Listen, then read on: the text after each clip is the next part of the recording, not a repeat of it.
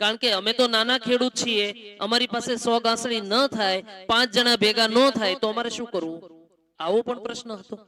એટલે એની અંદરથી કંઈક રસ્તો મળશે, એ સાહેબ પાસેથી કંઈક તમને પણ જાણવા મળશે. આપણે આજે સૌ જાણવા ભેગા થયા છે કંઈક નવી વસ્તુનું શું બજાર છે, કેવું બજાર હોય, કેવા લોકો માર્કેટની અંદર ખોટા પણ હોય છે, તમને ખોટા મેસેજ પણ કરતા, આ લોકોથી સાવધાન રહેજો. બરાબર છે? ઘણી વખતે આવું બજારમાં આપણે જાણ્યું હોય કે ભાઈ આ રીતે કપાસ હોય છે, કપાસ લઈ જાય ને ભાવ લઈ જાય ને ખોટું જે કાંઈ એક્સ વાય ઝેડ, એની માટે એ તરફ આપણે જવાનું પણ નથી. તો આની અંદર આપણે ચાલુ કરવા માટે MCX ના સિનિયર મેનેજર માનની નૈમિષભાઈ ત્રિવેદી સાહેબને વિનંતી કરીએ કે આગળનો દોર ચાલુ કરે. માનની સાહેબ શ્રી, આપણે જીતુભાઈ સાહેબ આવે પછી આપણે સન્માન વચ્ચે રાખશું, ચાલશે ને? ઓકે. નમસ્તે ખેડૂત ભાઈઓ અને બહેનો. આજે તમને કંઈક નવું જાણવા મળશે કે ભાઈ એક વાયદા બજાર વિશે, કે ભાઈ ઓનલાઈન માર્કેટ શું હોય છે. અત્યાર સુધી તમે શું કરો છો કે તમે જે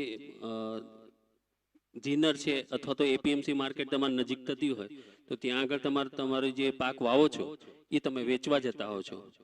હવે તમે અહીંયા બેઠા બેઠા તમે કેવી રીતે સોદા કરી શકાય, તો એના વિશે આજે આપણે અમે સમજાવવા માટે આવ્યા છીએ.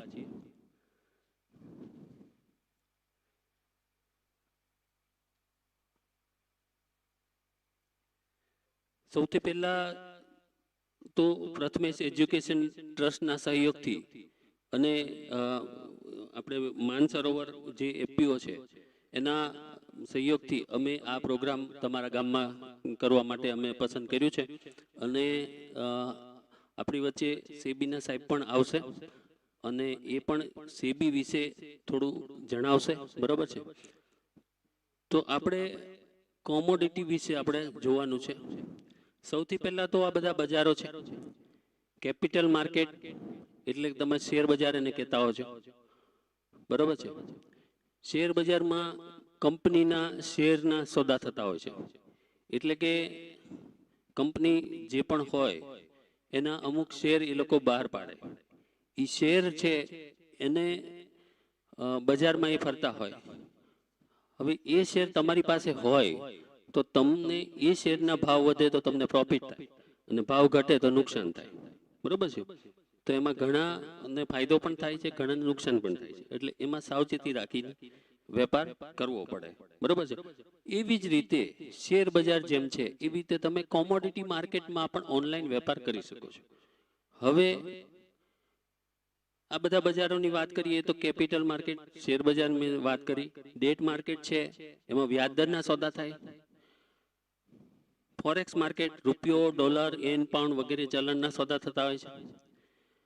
મની માર્કેટ જે છે એ થોડા સમય માટે જે પૈસાની લેવડ દેવડ થતી હોય એને આપણે મની માર્કેટ કહીશું. આજે આપણે કોમોડિટી માર્કેટ વિશે જોવાના છે. તો કોમોડિટી માર્કેટ કોને કહીશું? સૌથી પહેલા તો તમારા મનમાં એ થાય કે કોમોડિટી કોને કહીશું? તો કે જેનું ઉત્પાદન થઈ શકે, ખરીદ વેચાણ થઈ શકે અને ઉપયોગ થઈ શકે એ બધી જ વસ્તુને આપણે કોમોડિટી કહી શકાય. એટલે કે તમે જે પણ વસ્તુ વાવો છો, જે પણ જેનો ઉપયોગ કરો છો એ દરેક વસ્તુને આપણે કોમોડિટી તરીકે ઓળખી શકાય છે. હવે બે પ્રકારના બજાર હોય છે. એક તો તમે તમારો માલ લઈને જીનર પાસે જાઓ છો કે જીનર અહીંયા આવે છે લેવા માટે. શું કરતા હોય છે? તમે કપાસ કે કંઈ વેચવું હોય તો અહીંયા જીનર આવીને લઈ જાય કે તમે લઈને જાઓ છો? બરોબર છે? હા. તો એ જે તમારી પાસે લેવા આવે, તમને જે ભાવ કે એ પૈસા તમને આપે, તમે એને માલ આપી દો અને લઈને જતા રહે. બરોબર છે? એ જે ભાવ કે એ તમારે માની લેવો પડે ને જે હોય તે. બરોબર? તો એમાં તમને છેતરાવાનું પણ થાય કે બજારમાં વધારે ભાવ ચાલતો હોય ને તમને ઓછો પણ મળે, એવું થાય છે ને? બરોબર છે? બીજું, થોડા સમય પહેલા કપાસના ભાવ બહુ ઉપર ચડી ગયા હતા. કપાસ ને રૂના ભાવ તમને ખ્યાલ હોય તો. બરોબર? તો એનો લાભ અમુક ખેડૂતો લઈ નથી શક્યા. કારણ કે શું છે કે એનો જે કપાસ છે એ ખેતરમાં હતો. બરોબર? હવે આ જે તમે ભલે ભાવ વધી ગયા તો પણ તમને એનો ફાયદો નથી.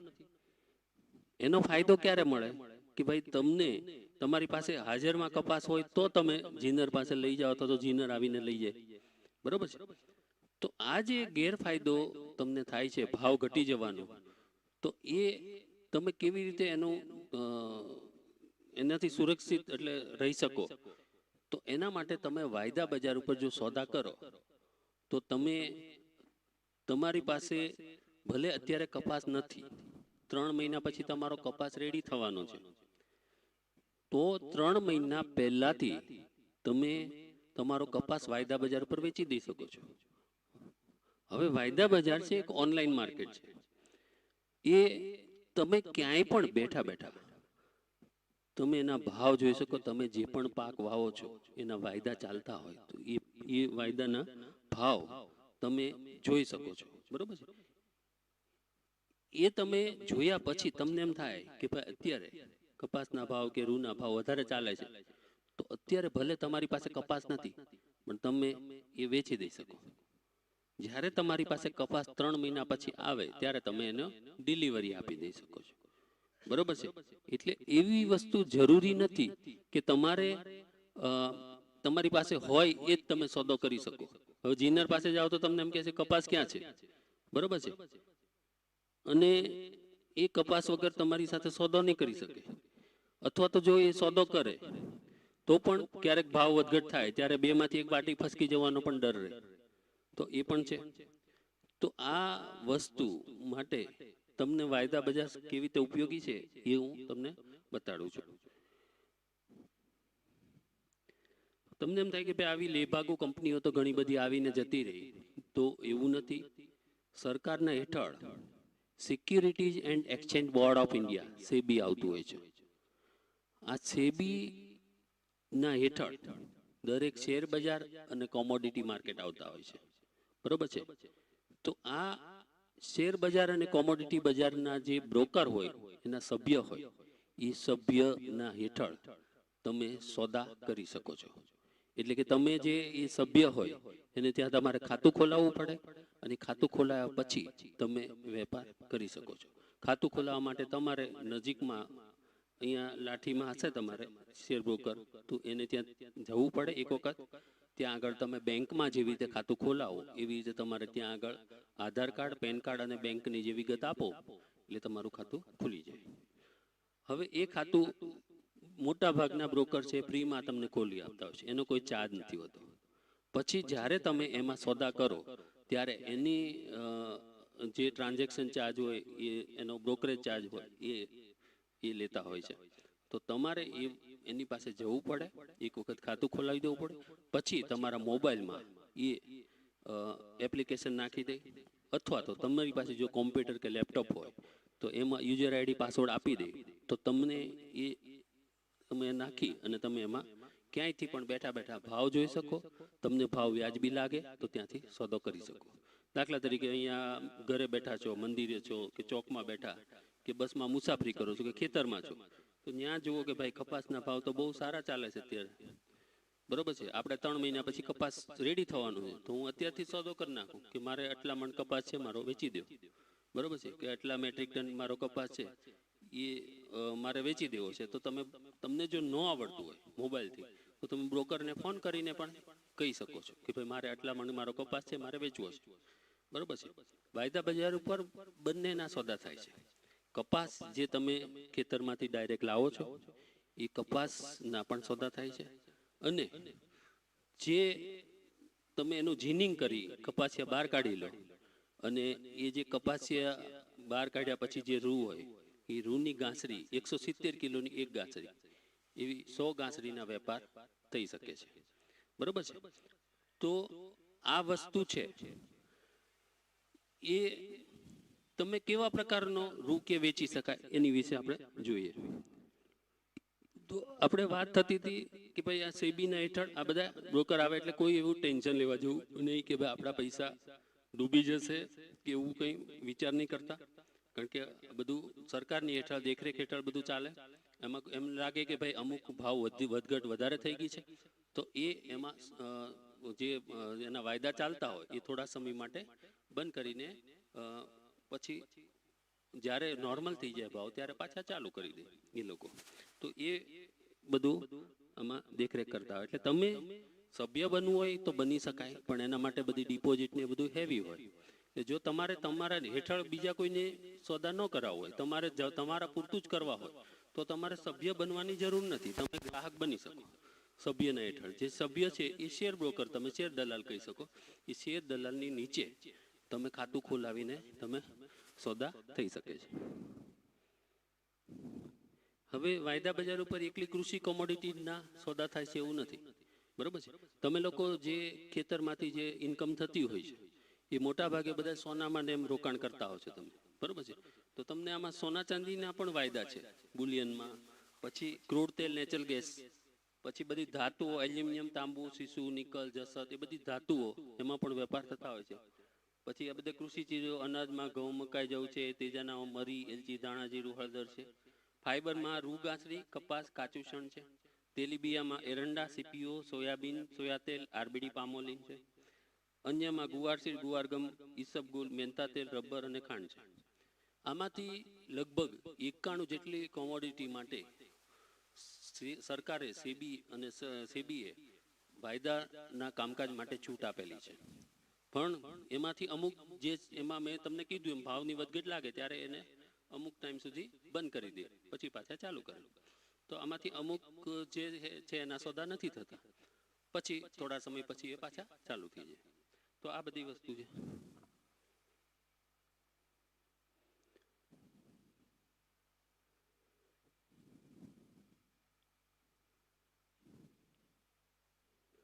હવે હેજિંગ, હેજિંગ કોને કહેવાય? હેજિંગ વિશે હું તમને સમજાવું. હેજિંગ અંગ્રેજી શબ્દ છે, પણ હેજિંગને તમે વીમા સાથે સરખાવી શકો છો, બરોબર છે.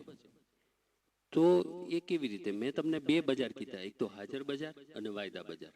હાજર બજાર તમે પૈસા આપો, તુરંત માલની ડિલિવરી થતી હોય, અથવા તો 11 દિવસના અંદર જો માલની ડિલિવરી થઈ જાય અને પેમેન્ટની ચૂકવણી થઈ જતી હોય તો એને આપણે હાજર બજાર, સ્પોટ માર્કેટ અથવા તો કેશ માર્કેટ અથવા તો તમે રોકડું બજાર કહેતા હોય છે.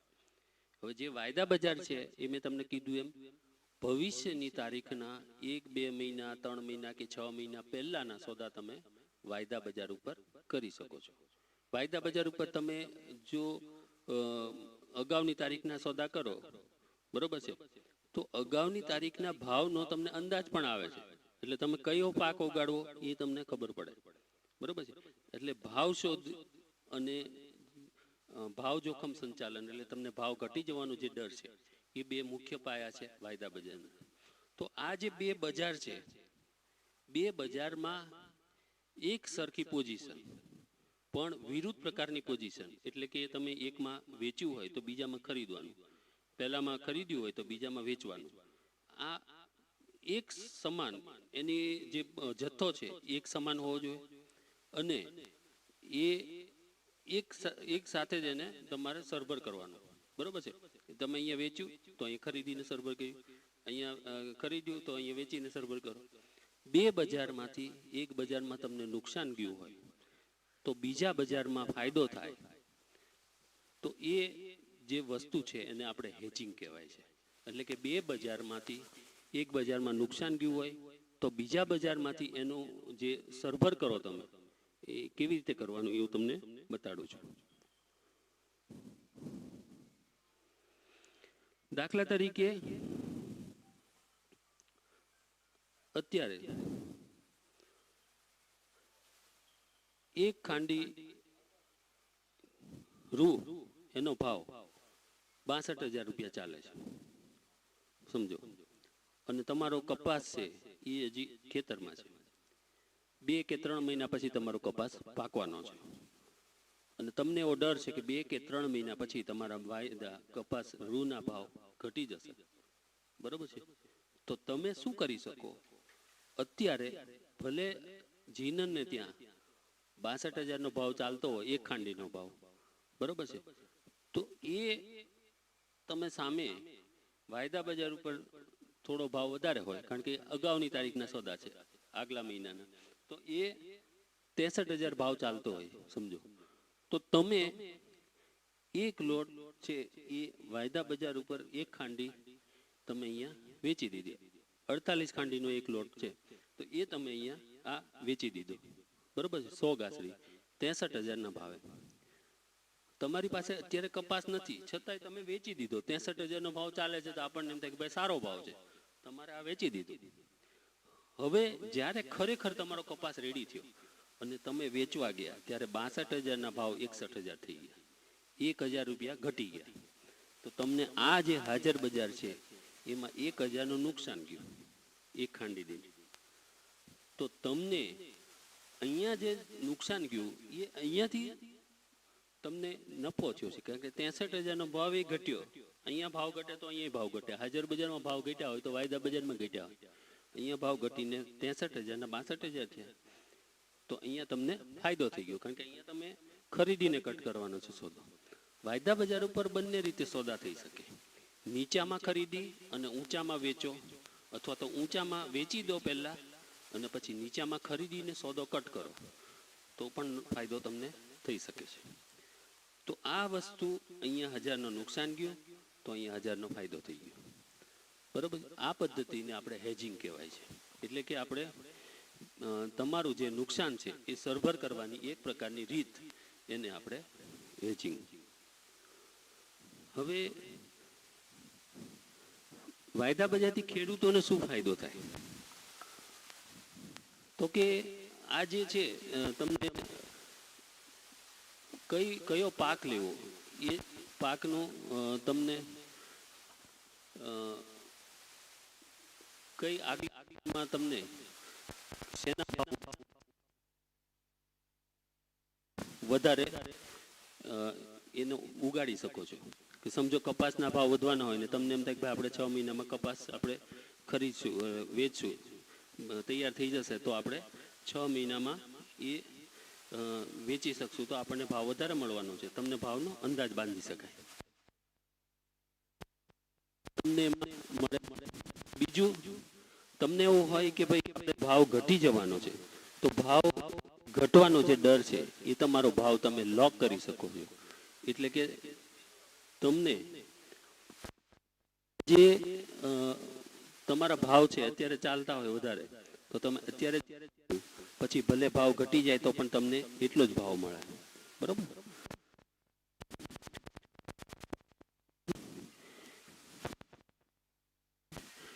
પરફેક્ટ મળે કે ભાઈ તમને આગળની તારીખે શું ભાવ હશે એનો અંદાજ. અને આમાં ઘણા બધા પાર્ટિસિપન્ટ હોય છે, એટલે કે બધા સહભાગીઓ ઘણા બધા હોય છે. એટલે કે તમને લેવાવાળા અને ખરીદવાવાળા ઘણા બધા તમને આમાં મળી જાય છે. આમાં તમારે એવું ચિંતા નહીં કરવાની.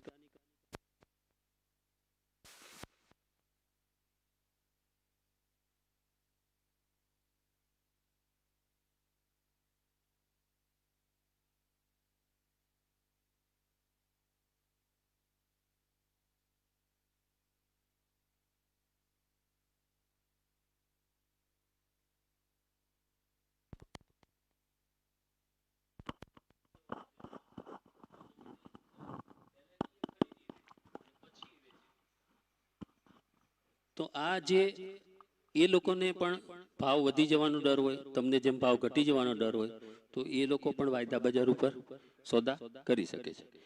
હવે આ જે સોદા છે એ તમે સમજો, આમ તમને એમ થાય કે ભાઈ વાયદા બજાર ઉપર તો કેટલા આ લોકો કેટલી રૂ ગાંસડી ખરીદતા હશે ને વેચતા હશે ને. તો એક્સચેન્જ કોઈ ખરીદતું નથી, કંઈ વેચતું નથી. એક્સચેન્જ એક પ્લેટફોર્મ છે, મંચ છે કે જ્યાં એક ભાઈ છે એમ કે ભાઈ મારે આ આટલા ખાંડી મારું રૂ છે એ મારે આટલા ભાવ વેચવું છે, બરોબર છે. તો સામેવાળા બીજા ભાઈ એમ કે ભાઈ મારે આ ખરીદવું છે. તો એ બેનો ભાવ મેચ થાય એટલે એક સોદો નક્કી થાય અને એ એક સોદો પાર પડે એટલે વાયદા બજાર ઉપર એ તમને ટ્રેડ જોવા મળે કે ભાઈ આ જે ભાવ છે અત્યારનો ભાવ ચાલે, એ છેલ્લો ભાવ તમને એ જોવા મળે, બરોબર. તો એ રીતની વ્યવસ્થા છે કે ત્યાં આગળ ખેડૂતો વેચવા માટે આવે અને જે કપડાં બનાવતી મિલો છે કે એક્સપોર્ટર છે બધા બહાર જે મોકલતા હોય તો એ લોકો પણ એમાં સહભાગી થતા હોય છે, એ લોકો ખરીદવા વાળા હોય છે. હવે તમને એમ થાય કે ભાઈ કયા પ્રકારનો કપાસ કે રૂ વાયદા બજાર ઉપર વેચી શકાય, કે જેના તારની લંબાઈ 29 મિલીમીટર જેટલી લાંબી હોય એવો રૂ અથવા કપાસ તમે વાયદા બજાર ઉપર વેચી શકો છો. હવે 29 થી ઘણા એમ કે ભાઈ અમારે તો સારો કપાસ છે વધારે, તો એને એમાં વધારે એનું પ્રીમિયમ પણ મળે છે, બરોબર છે. પણ 29 થી નાનો હોય તો તમારે 1% જે કપાઈ પણ જાય છે, ડિસ્કાઉન્ટ પણ મળે છે, બરોબર છે. અને 28 થી જે નાનો હોય તો તમને કાંઈ જ ન મળે, બરોબર છે. એટલે તમારો રિજેક્ટ થઈ જાય. એટલે તમારે 28 થી 29 ની વચ્ચેનો જે કપાસ હોય તો તમે લઈ જઈ શકો. બાકી 28 થી નાનો હોય તો તમારે અહીંયા ચેક કરાવીને પછી તમારે ભૂલી જવાનું કે વાયદા બજાર ઉપર સોદો કરી શકાય. બીજું, એમાં જે મોઇસ્ચરનું પ્રમાણ છે 9% હોવું જોઈએ, અને 10% થી જો વધારે હોય તો એ રિજેક્ટ થઈ જાય. એટલે કે એમાં ભેજનું જે પ્રમાણ છે, ઘણા બધા વજન વધારવા માટે પાણી છાંટી દેતા હોય છે ને એવું બધું થતું હોય છે ને, તો એ તમે આમાં એ જોઈ શકો છો કે એક્સચેન્જ ઉપર જ્યારે તમારે ડિલિવરી આપવાનું થાય, મેં તમને કહી દીધું કે ભાઈ તમે ક્યાંયથી પણ બેઠા બેઠા તમે ભાવ જોઈ શકો, ક્યાંયથી પણ બેઠા બેઠા સોદો કરી શકો, બરોબર છે. પણ તમારે એની ડિલિવરી આપવી હોય તો તમારે એના ડિલિવરી સેન્ટર સુધી જવું પડે. અહીંયા તમારે નજીકમાં રાજકોટ ડિલિવરી સેન્ટર છે, કડી છે, તો એ બેમાંથી એક તમારે પસંદ કરીને ત્યાં આગળ તમારે માલ લઈ જવો પડે છે. તો આ બધા એના કોન્ટ્રાક્ટના ધારાધોરણો છે. ટીક સાઇઝ આમાં 20 રૂપિયાની છે, બાય મંથલી કોન્ટ્રાક્ટ છે. તો એ અને આની અંદર કમ્પલસરી ડિલિવરી છે રૂની અંદર. એટલે કે તમારે તમે કોઈ સોદો કર્યો હોય તો તમારે કમ્પલસરી ડિલિવરી આપવી પડે. હવે તમને એમ થાય કે ભાઈ આપણે જીનિંગ કર્યા વગરનો જે કપાસ છે એ વેચવો છે, તો 20 કિલોનો 1 મણ એવા ઓછામાં ઓછો 200 મણ કપાસ, એટલે કે 4 મેટ્રિક ટન કપાસ તમારી પાસે હોવો જોઈએ. એક ખેડૂત એમ કે મારી આગળ 2 મેટ્રિક ટન છે, તો એવા 2 ખેડૂત ભેગા થઈ અને 4 મેટ્રિક ટન કપાસ વેચી શકે છે, બરોબર છે. જીતનભાઈ ઓલાનો ફોન નથી આવતો, જોઈ લેજો. આ 4 મેટ્રિક ટન 50 પૈસાની ટીક સાઇઝ છે, બરોબર છે. તો એ આમાં પણ 29 મિલીમીટરની એની લેન છે. કપાસની અંદર તમારે આમાં બંને ડિલિવરીના બંને વિકલ્પ છે. એટલે કે તમે કપાસનો સોદો કર્યો અને તમને એ કપાસ છે એનો ભાવ જીનર પાસે વધારે મળતો હોય તો તમે એ ડિલિવરી નહીં આપવી હોય તો આમનામ તમને જે પણ પ્રોફિટ થયો કે નુકસાન થયું એ લઈને નીકળી જઈ શકો છો, બરોબર છે. બાકી તમે જે ભાવે તમે વેચ્યો હોય તો એ ભાવ તમને મળવાનો છે. પણ તમને એમ થાય કે ભાઈ ના ના આપણે હજી વધારે આમાં મળે છે ને જવા દો, તો તમે આમાં કમ્પલસરી નથી. એમાં બંને વિકલ્પ છે કે તમારે ડિલિવરી આપવી કે નહીં આપવી એ તમારે પસંદ કરવાનું છે. હવે આ બધી ભારતીય સિઝન છે બધી. પંજાબ, હરિયાણા, રાજસ્થાનમાં એપ્રિલ મેમાં કપાસ વાવતા હોય છે અને સપ્ટેમ્બર ઓક્ટોબરમાં એની લણણી કરતા હોય છે. ગુજરાત, મહારાષ્ટ્રની અંદર તમે લોકો જૂન જુલાઈમાં વાવતા હોય છો, ઓક્ટોબર, નવેમ્બર, ડિસેમ્બરમાં લણણી કરતા હોય છે. એવી રીતે આંધ્રપ્રદેશ, તામિલનાડુ એમાં જુલાઈ, ઓગસ્ટ, સપ્ટેમ્બરમાં એ લોકો વાવે છે અને પછી એની ઓલી કરે છે. હવે અહીંયા તમારે મીડિયમ અને લોંગ સ્ટેપલ એટલે મધ્યમ તાર લંબાઈ અને જે લાંબા સ્ટેપલ હોય એ પ્રકારનો કપાસ તમારે અહીંયા થાય છે. એ આમાં બધું દર્શાવ્યું છે. કોમોડિટીના ભાવોને અસર કરતા પરિબળો શું છે? તો કે તમને જે ભાવમાં વધઘટ થાય, બરોબર છે, એવું એકલું એવું નથી કે ભાઈ આ જે ભાવ છે એ અહીંયાના જે માણસો છે એ વધારે ચડાવ ઉતાર કરે એવું નથી. આંતરરાષ્ટ્રીય બજારમાં પણ જે ભાવમાં વધઘટ થાય એની અસર પણ ભારતીય રૂપિયામાં ને એમાં વેચાતા વસ્તુમાં થતી હોય છે. પછી ફોરેક્સના દર, જીઓપોલિટિકલ પરિબળો છે, વેપાર નીતિઓ, જે પોલિસી સરકાર બનાવતી હોય તો એમાં પણ એ ફેરફાર થાય. હવે લઘુત્તમ ટેકાના ભાવ છે તો એ ટેકાના ભાવમાં ફેરફાર થાય તો એની અસર પણ ભાવને વધઘટમાં થતી હોય છે. આર્થિક પરિબળો છે, મંદી ફુગાવો કે એવી બધી ઘટનાઓ થાય તો એની અસર પણ એ પરિબળો ઉપર ભાવની ઉપર થતી હોય છે. મેઇન વસ્તુ છે માંગ અને પુરવઠો. તમને ખબર છે કે ભાઈ લગ્નગાળાની સિઝન આવે તો સોનાની માંગ વધી જાય તો સોનાના ભાવ આસમાને ચડી જાય. તમે બધાનું તમારું કપાસ રેડી થાય અને તમે વેચવા જાઓ એક સાથે તો પુરવઠો વધી જાય એટલે ભાવ ઘટી જાય. તો તમે માંગ અને પુરવઠાની સ્થિતિ બહુ અગત્યની છે કે ભાઈ કેટલી માંગ છે અને કેટલું પુરવઠો છે તો એના પર પણ ભાવની વધઘટ નિર્ભર રહેતી હોય છે. આ તમને MCXના ભાવ છે અને ICA કોટન ફ્યુચર્સ જે વિદેશમાં વાયદા ચાલતા હોય તો એ તમને જોશો કે બે એકદમ એનું સહસંબંધ એક સરખા ચાલતા હોય છે. એ તમને આનો ગ્રાફમાં બતાડ્યું છે. એવી જ રીતે હાજર બજાર અને વાયદા બજારનો જે ચાર્ટ છે એ આમાં દર્શાવ્યો છે. એટલે કે તમે જે હાજર બજારમાં ભાવ ચાલતા હોય એની તાલમેલ સાધે છે વાયદા બજારમાં. વાયદા બજારમાં જ્યારે પણ એનો કોન્ટ્રાક્ટ પૂરો થાય એક્સપાયર થવાનો હોય ત્યારે હાજર બજાર અને વાયદા બજારના ભાવ એકરૂપ થઈ જાય તો એ આમાં દર્શાવ્યું છે. આમાં આનો એક ઝલક તમને દેખાડી દઉં. રૂ છે એ ખાંડી દીઠ રૂપિયામાં 48 ખાંડીનું એનું લોટ સાઇઝ છે. એટલે કે 100 ગાંસડી 170 કિલોગ્રામની 100 ગાંસડીનું લોટ સાઇઝ છે. 20 રૂપિયાની ટીક સાઇઝ છે. એક ટીકમાં વધઘટ થાય તો તમને 960 રૂપિયાનો પ્રોફિટ થાય અને એક ઓલો થાય તો નુકસાન થાય. અને એની એક્સપાયરી ડેટ છે એ મહિનાનો જે છેલ્લો દિવસ હોય એ હોય છે. આમાં કપાસની અંદર 20 રૂપિયા કિલો 20 કિલોનો 20 કિલો દીઠ રૂપિયામાં એનું ભાવનો કોડ છે. 4 મેટ્રિક ટન એટલે કે મેં કીધું એમ 220 કિલોનો એક મણ એવા 200 મણ કપાસ એટલે કે 4 મેટ્રિક ટન કપાસનો લોટ સાઇઝ છે. આમાં 50 પૈસાની ટીક સાઇઝ છે અને 100 રૂપિયા એક ટીકે તમને એની વધઘટ જોવા મળે છે. અને આ મેંથા તેલ તો આપણે અહીંયા થતું નથી એટલે તમને મારે બતાડીને કોઈ ફાયદો નથી.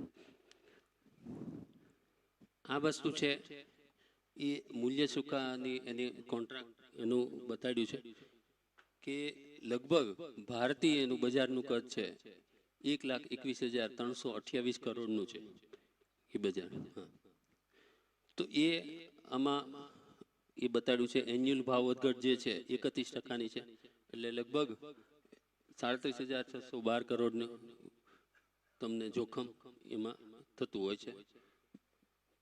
ડિલિવરી છે તમે આમાં 21 લાખ ગાંસડીની ડિલિવરી થઈ ચૂકી છે એનાથી વધારે એ આમાં દર્શાવ્યું છે.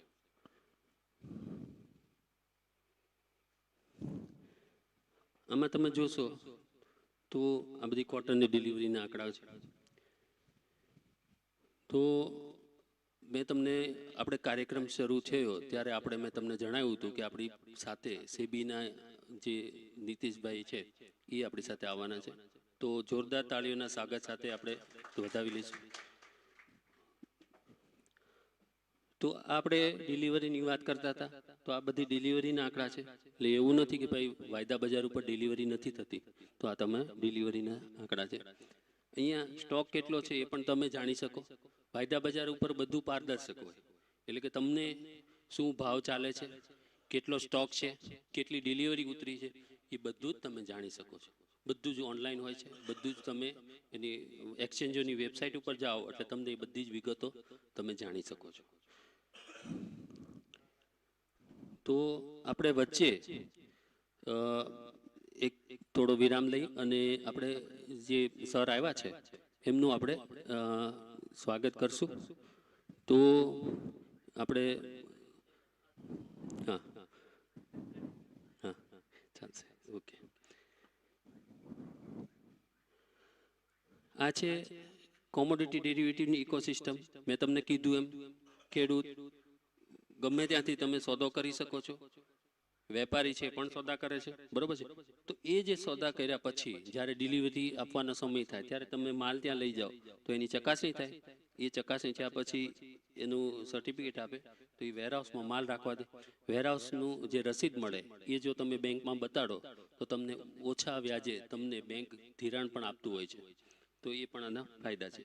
તો આની ઇકોસિસ્ટમ છે ખેડૂતો, એપીઓ, કોર્પોરેટ, ખેડૂત કોઓપરેટિવ, જથ્થાબંધ વેપારી, આયાતકાર, નિકાસકાર, પ્રોસેસર, વેપારી, આ બધા જ કોમોડિટી એક્સચેન્જ ઉપર સોદા કરતા હોય છે. એટલે કે એવું નથી કે તમે એકલા જ કરો છો, બરોબર છે. રોજનું કેટલા હજારો કરોડનું, લાખો કરોડનું ટર્નઓવર થતું હોય છે. એટલે તમને એક્સચેન્જ ઉપર હોય છે કે ભાઈ અમુક એક્સચેન્જમાં 1000 કરોડનું થતું હોય, અમારે લાખ કરોડનું થતું હોય. તો એ તમારે એવું ચિંતા કરવા જેવું નથી કે ભાઈ આમાં કોણ કરતું હશે સોદા, બરોબર છે. સરકાર એના ઉપર દેખરેખ રાખે છે અને સરકાર હેઠળ સેબી જે કાર્યરત છે, security exchange board of India, એ આ વાયદા બજાર અને શેર બજાર ઉપર નજર રાખે. આ તમને ડિલિવરી સેન્ટર છે, મેં કીધું એમ તમને રાજકોટ બેઝિસ મૂળ સેન્ટર છે, મુન્દ્રા, કડી, જલના, યવતમાળ, આદિલાબાદ અને ઇન્દોર છે. તો આ એના ડિલિવરી સેન્ટર. આ તમે ડિલિવરી આપવી હોય તો ત્યાં તમને વજનનું ચકાસણી થાય, એમાં એના ભેજનું પ્રમાણ કેટલું છે, મોઇશ્ચર, એ ચકાસવામાં આવે છે. સેમ્પલ તમારા લેવામાં આવે, બરોબર છે. 5 ગાંસડીમાંથી સેમ્પલ એ અડસટ્ટે લેતા હોય છે, 100 ગાંસડીમાંથી. એનું લેબ ટેસ્ટિંગ થાય અને જો એક્સચેન્જના એ બરોબર થાય એટલે પછી એક્સચેન્જના એક્રેડિટ વેરહાઉસમાં માલ રાખવા દેવામાં આવે. એ બરોબર એટલે ગુડ ડિલિવરી, ગુડ્સને ડિપોઝિટ થાય અને એનું રસીદ મળે. આ છે રિસીપ્ટ, બરોબર છે.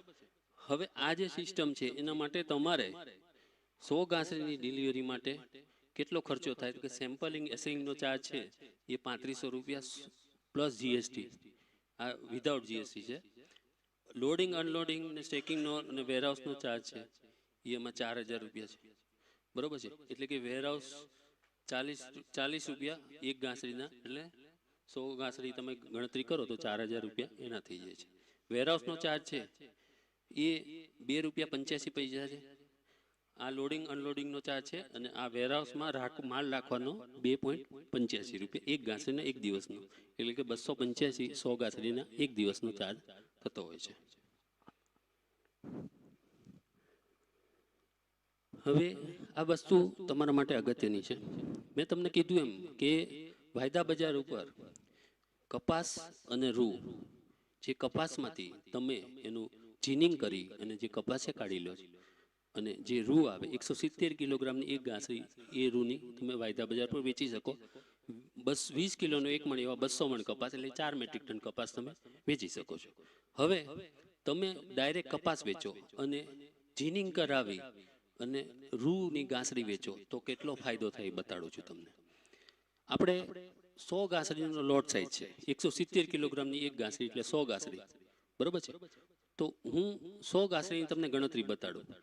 500 કિલો જો કપાસ હોય અંદાજે, તો એમાંથી તમને રૂની એક ગાંસડી જીનિંગ કરીને તમને તૈયાર થઈ જઈ શકે. એમાંથી કપાસે તમે બહાર કાઢો એટલે રૂની એક ગાંસડી તૈયાર થઈ જાય. આપણે 100 ગાંસડીની આપણે ગણતરી કરવાની છે. લોટ સાઇઝ 100 ગાંસડીની છે. લોટ સાઇઝ એટલે શું?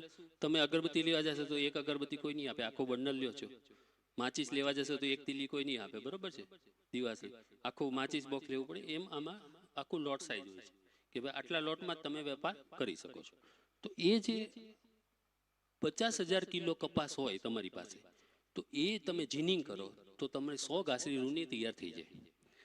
હવે એ જીનિંગ કરાવવાનો ચાર્જ કેટલો છે? એક ગાંસડીના 1000 રૂપિયા. તમારા બધાનો થઈને કપાસ 100 ગાંસડી થતો હોય, બરોબર છે, અને તમે વેચવા જાઓ તો જીનર એમ કહે છે કે 7,800 રૂપિયા 100 કિલોના ભાવ ચાલે છે. તમે ચાલ ભાઈ લઈ લેજો, વાંધો નહીં, આપી દો. તમે 7,800 રૂપિયે 50,000 કિલો કપાસ તમે જીનરને આપી દો છો. જીનર શું કરે છે? એનું જીનિંગ કરે છે. 1000 રૂપિયા એટલે તમને એ 7,800 ના લેખે 500 કિલો કપાસના 39 લાખ રૂપિયા તમને આપી દે છે અને તમે ખુશી ખુશી લઈને આવતા રહ્યો છો. ભાઈ સારો ભાવ મળી ગયો, બરોબર છે, ન્યાલ થઈ ગયા. પણ હજી વધારે મળે તો તમને આનંદ થાય ને, ખુશી થાય ને. તો એ શું કરે છે એ તમારે કરવાનું છે. 1000 રૂપિયા એક ગાંસડીને 1 લાખ રૂપિયા નાખીને 100 ગાંસડી રૂની તૈયાર કરી દે છે, બરોબર છે.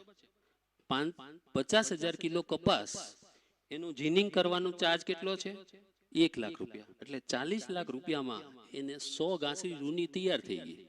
આ જે 100 ગાંસડી છે એ વાયદા બજાર ઉપર વેચવા જાય છે તો એક ખાંડીનો ભાવ સમજો 63,000 રૂપિયા પણ ચાલે છે. આ ભાવ ઉપર નહીં જતા, અત્યારે વધઘટ હશે, બરોબર છે. આ તો તમને સમજાવવા પૂરતું છે. 63,000 રૂપિયાના ભાવે 48 ખાંડીનો ભાવ 30,24,000 રૂપિયા તો આમનામ મળી જાય છે. બીજું એને જે કપાસિયા કાઢ્યા છે, બીજ કાઢ્યા છે એના સીડ્સ, એનો ભાવ તમે 35 રૂપિયા પણ કિલો ગણો, સમજો, બરોબર છે. વધઘટ હશે આમાં, તમે એટલે 35 રૂપિયા આપણે ગણીએ તો 50,000 કિલોમાંથી લગભગ 0.64% કપાસિયાની ગણતરી કરીએ તો 11,20,000 રૂપિયા તો એને કપાસિયા ના મળે. 30,000 24,000 એને રૂની ગાંસડી 100 ગાંસડી વેચી એના મળ્યા. 11,20,000 એને કપાસિયા ના મળ્યા. તો ટોટલ એને કેટલા મળ્યા? 41,44,000. તમને કેટલા મળે છે? 39 લાખ. આટલા એ લોકો બેઠા બેઠા લે છે, 1,44,000 જેટલા. આમાં વધઘટ હોઈ શકે, બરોબર છે. એટલે લગભગ 1,00,000-1.5 લાખ રૂપિયા એ લોકો બેઠા બેઠા કમાય છે. મહેનત તમે કરો છો અને એ લોકો ફાયદો એ લે છે બેઠા બેઠા. તો આ વસ્તુ તમે પણ કરી શકો. જીનિંગ કરાવીને તમે વાયદા બજાર ઉપર વેચો. પણ તમારી પાસે હજી એનું જ્ઞાન નથી, આ બધું તમારા માટે નવું છે, તો તમારે શીખવું પડશે, બરોબર છે. અત્યાર સુધી તમે જો એન્ડ્રોઈડ ફોન વાપરતા નહોતા, હવે બધા યુટ્યુબ ફેસબુકમાં બધું જુઓ છો, બરોબર છે. એવી રીતે તમે પેટીએમ ને બધું વાપરતા હતા, નહોતા વાપરતા, પણ બધું તમારી જવાબદારી આવી તો 5 રૂપિયા માટે પેટીએમ કરવા જાઓ છો, જાઓ છો, બરોબર. તો આ તમને ભવિષ્યમાં આ થવાનું છે. હવે મોદી સરકારે એમ કીધું કે ભાઈ હાલો બધું ઓનલાઈન કરી દઈએ. તમે એપીએમસી માર્કેટ કે જીનરને ત્યાં વેચવા જશો તો એ ઓનલાઈન કરીને જવું પડશે, તો તમે કરશો જ ને પછી. તો અત્યારથી તમે શીખી લો ને, બરોબર. આગળ જતા આ જ જમાનો આવવાનો છે ઓનલાઈનનો. તો અત્યારથી તમે શીખશો તો તમારા ફાયદામાં છે. અમારા લોકો આમાં ખાલી તમને સમજાવવા માટે, કરવું નહીં કરવું તમારા ઉપર છે. ઘણાને એમ થાય કે આપણે જીનરને ત્યાં વધારે મળે તો જીનરને ત્યાં કરો. વાયદા બજાર ઉપર વધારે મળે છે, તમારો ભાવ લોક થઈ જાય છે, તમને નુકસાન નથી જતું, તો વાયદા બજાર ઉપર સોદા કરો. તો આ વસ્તુ છે, તમે આ વસ્તુ તમે 1-1.5 લાખ રૂપિયા તમે વધારે તમે લઈ શકો 100 ગાંસડી, બરોબર છે. બીજી વસ્તુ, તમને સમજો સમજણ નથી તો તમે શું કરી શકો? આપણે જે આ માનસરોવર, આપણે એપીઓ સાથે આજે પ્રોગ્રામ કરીએ છીએ, બરોબર છે. તો માનસરોવર ફાર્મર્સ પ્રોડ્યુસર કંપની એટલે કે એપીઓ. એપીઓ શું છે? ખેડૂતે બનાવેલી, ખેડૂતો દ્વારા ચલાવાતી અને ખેડૂતો માટે બનેલી એવી કંપની છે કે જે ખેડૂતોના ફાયદા માટે છે. ત્યાં તમારું ઉત્પાદન તમે વેચી શકો એવું નથી. તમને બિયારણ છે, રાસાયણિક ખાતર છે, એ બધું તમને સસ્તા દરે તમને મળતું હોય છે. જે પણ તમારે સાધનો વપરાતા હોય એ પણ સસ્તા દરે મળે. અને સરકાર એમાં ઘણા બધા ફાયદાઓ આપે છે કે તમારે વાયદા બજાર ઉપર તમે જો સોદા કરો તો તમને આ બધા ફાયદા છે. તમને એસિંગ ચાર્જ છે, વેરહાઉસનો ચાર્જ છે, આ બધું તમને પાછો મળે છે. 100% રિમ્બર્સ. તમે જે બિલ જમા કરી દો, એફપીઓ મારફત કર્યું હોય, તમે બિલ આપી દો કે ભાઈ મારે આટલો ચાર્જ થયો. આમાં ટ્રાન્સપોર્ટેશન ચાર્જ 50% છે, અડધો છે. એટલે કંઈથી તમારે જે ડિલિવરી કરવા માટે રાજકોટ માલ લઈ જવો પડે, ટ્રકનું ભાડું છે, તો તમને 50% એ પાછું મળે. તો એ તમારે બિલ રજૂ કરવું પડે. તમારે જે એપીઓ જે ચલાવતા હોય, ટ્રેડિંગ કર્યું હોય, તો એના મારફત તમે જો સીએને આપે એટલે તમારું એનું રિમ્બર્સ થઈ જાય. આ બધાના ફાયદા છે. બ્રોકરેજ ફી, રિપોઝિટરી ફી, મંડી ટેક્સ, આ બધો ક્લિયરિંગ કોર્પોરેશન ફી છે, બીજા બધા ઘણા બધા એવા ખર્ચા જે હોય એ બધા જ તમને ફાયદા મળે છે, બરોબર છે. તો તમારે ખેડૂત કંપની બનાવવાની જરૂર નથી, તમારે ત્યાં ઓલરેડી છે. એમાં તમે જો સભ્ય બની જશો તો તમને એ ફાયદો થવાનો છે. ઘણા બધા હશે પણ આમાંથી, અને નહીં હોય તો તમે બની જજો તો તમને આ બધા ફાયદાઓ થશે. તમે ડાયરેક્ટ સોદા પણ કરી શકો છો, એપીઓ મારફત કરવા એવું જરૂરી નથી, પણ તો તમને આ બધા ફાયદા નહીં મળે. સરકાર આ બધા ફાયદા આપે છે તો તમે લઈ શકો છો, બરોબર છે. તો આગળ વધીએ. આ વસ્તુ છે એમાં એવું જરૂરી નથી કે તમે એકલું કપાસ ને તમે જે પણ પાક ઉગાડો છો, જે પણ એના સોદા થાય એવું જરૂર નથી. તમે લોકો તમારી જે મહેનતની કમાણી છે એ સોનામાં એમ ઇન્વેસ્ટ કરતા હોય છે, બરોબર છે. તો તમને આમાં એવું પણ છે કે આ option contract, commodity option contract શું છે? તો કે એક પ્રકારે તમે મેડિક્લેમનો વીમો લીધો હોય એ પ્રકારનું છે. તમારા ઘરમાં વડીલ છે કોઈ, એને તમે ઇન્સ્યોરન્સ લીધો, બરોબર છે, કે ભાઈ 5,000 રૂપિયા ભર્યા અને કે ભાઈ 10 લાખનો વીમો લીધો, બરોબર. અને વડીલ બીમાર પડ્યા અને 10 લાખની જરૂર પડી તો તમે એમ કહો કે આ 5,000 મેં ભરેલા છે, તો તમે આપી જે ઇન્સ્યોરન્સ કંપની છે ડાયરેક્ટ તમારે જે દાખલ થયા હોય જે હોસ્પિટલમાં ત્યાં એનો ખર્ચો ચૂકવી દેતા હોય.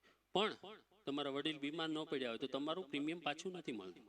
તમારા 5,000 એ જાય આખા વર્ષમાં. બીમાર ન પડો, બીમાર પડો તો એ આપવા તૈયાર છે, પણ ન પડો તો એના માટે કઈ બીમાર થોડું પડાશે, બરોબર?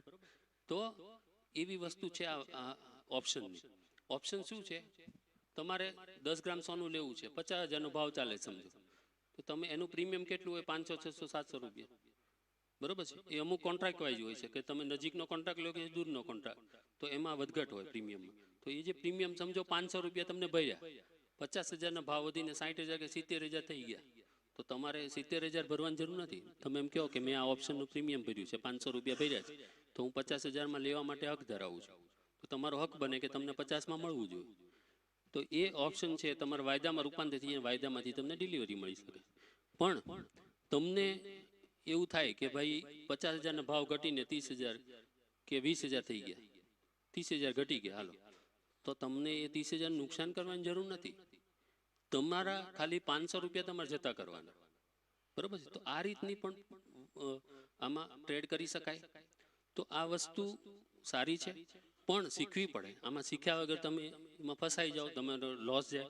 એટલે તમારે કોઈ શેર બજારનું જાણકાર તમારા ગામમાં હોય એની પાસે તમે કરી શકો, અથવા તો તમે એફપીઓમાં જોડાય અને કરી શકો, અથવા તમે બ્રોકર પાસે જાઓ અને પછી કરી શકો. તો આમાં તમારે ધ્યાન એક જ રાખવાનું છે કે જો તમે જાતે કરતા હો તો તમારે જે છે એ હું તમને કહી દઉં.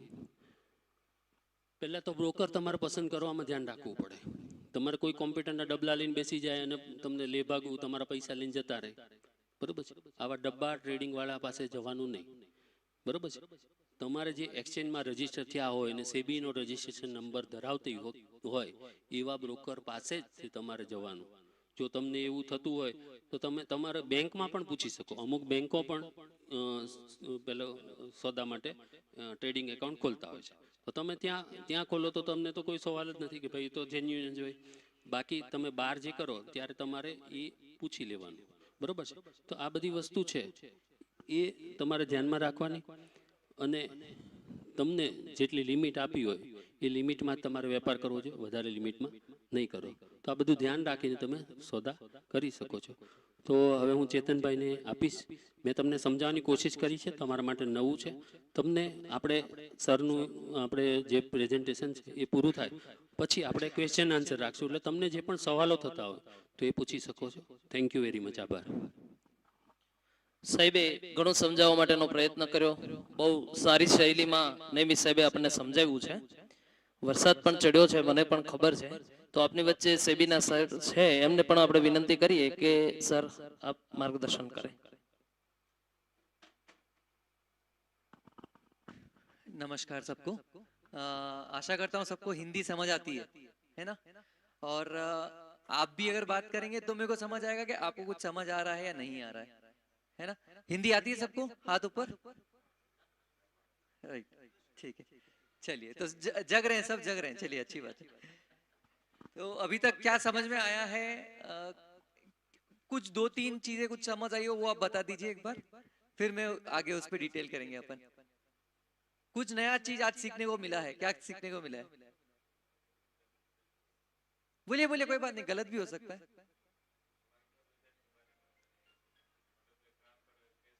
हाँ, किसान भाइयों के से भी आंसर्स एक्सपेक्ट करूंगा।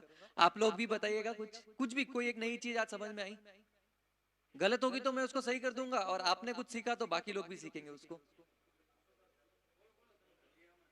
बोलिए बोलिए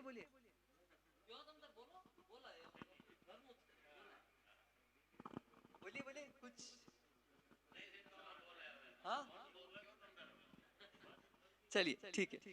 तो एक सबसे छोटी चीज या सबसे आसानी वाली बात एक ये समझ में आनी चाहिए कि आपको भाव, आज अपना जब आप माल बेचने जा रहे हो, क्या भाव में बेच रहे हो? जो भाव सामने वाला दे रहा है उसमें बेच रहे हो, बराबर है? कहीं से चेक करते हो आप किधर है, क्या भाव चल रहा है? चेक करते हो? बेचने जाते हो तो माल पूछताछ करते हो, आपस में पूछताछ करके बेचते हो। तो इसी में अभी कुछ नहीं, अगर यहां से आप लेके जाते हो तो जाके ऑनलाइन आप भाव देख सकते हो, उससे आपको आइडिया लगेगा वायदा बाजार में क्या भाव चल रहा है। वहां से थोड़ा कम ज्यादा में यहाँ पे आपका ट्रेड होना चाहिए, बराबर है। बहुत ज्यादा फर्क है तो आप और ज्यादा थोड़ी मेहनत करके पता कर सकते हो क्यों इतना फर्क है, बराबर है। सो ये एक सबसे आसान तरीके का फायदा आपका आज के प्रोग्राम से होना चाहिए। दूसरा, जो क्वालिटी की बात हो रही है, आज अपन अपने परिवार वालों के लिए कुछ लेने आते हैं, अपने खुद के लिए कुछ लेते हैं, तो क्या सबसे पहले क्या चीज देखते हैं, जो हम चीज खरीदने जा रहे हैं उसका क्वालिटी कैसा है, वो क्या अच्छा है, खराब है, कैसा है, हम वो देखते हैं, बराबर है। उसी तरह से जब आप अपना प्रोडक्ट जो आप बनाते हो या जो भी कपास है जो भी है, अगर उसका क्वालिटी अच्छा रहेगा तो अपने आप भाव आपको अच्छा मिलेगा, बराबर है। क्वालिटी इसीलिए मेंटेन करना बहुत जरूरी है। अब इसी तरह जब यहाँ पे आप अगर वायदा बाजार पे काम करते हो, डायरेक्ट करते हो या एफपीओ के थ्रू करते हो। अब एफपीओ क्या है, एफपीओ क्या है समझ में आया है? कोई लोग हैं जो ऑलरेडी एफपीओ में मेंबर हैं? है। तो जो नहीं है उनको अगर एफपीओ क्या है कुछ समझ आया? एफपीओ कुछ समझ में आया? पीछे से भी महिलाएं भी बोल सकती हैं। एफपीओ क्या है? एफपीओ एक संगठन है जो आप लोगों के लिए बना हुआ है और आप ही लोगों ने बनाया है, वैसा है, बराबर है। खुद की मदद के लिए है ये, राइट। तो जब आप अपने को माल बेचना है, वायदा बाजार पे कुछ ट्रांजैक्शन करना है, तो क्योंकि जैसे नैमिष भाई ने एग्जांपल दिया कि भाई अगरबत्ती का एक डब्बा लेना है तो एक डब्बा ही लेना पड़ेगा, एक सिंगल अगरबत्ती नहीं देने वाले हैं। तो उसी तरह से वायदा बाजार पे जब आपको काम करना है तो एक पर्टिकुलर मिनिमम साइज, एक न्यूनतम साइज है जो आपको मेंटेन करना है, तभी आप उतना वायदा बाजार में काम कर पाएंगे। तो वो करने के लिए, क्योंकि छोटे किसान भाइयों के पास में उतना वॉल्यूम नहीं रहेगा, उतना माल नहीं रहेगा, तो कई किसान भाई साथ में आके वो एफपीओ के थ्रू वायदे बाजार पे भी काम कर सकते हैं। अब इसके अलावा जब आप वायदे बाजार पे काम करते हो तो ये